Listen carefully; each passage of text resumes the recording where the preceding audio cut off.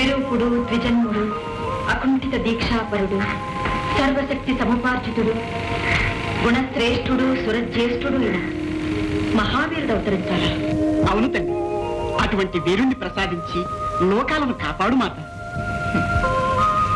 సర్వసులక్షణ శోభితుడైన పుత్రునికి తల్లిని కావడం కంటే మాకు మాత్రం కావలసిందేముంది? కానీ పరమేశ్వరుని సహకారం లేనిది ఈ పరమేశ్వరి ఏమీ చేయలేదనే సత్యం మీకు తెలుసు కదా. శంకరులేమో గజాసురుని గర్భకుహరంలో చిక్కుకున్నారు. వారు లేనిదే రానిదే మేమేమీ చేయలేము. ఆ దానవుడి బారి నుండి విరూపాక్షుని విముక్తుల్ని చేయడం ఎలాగా?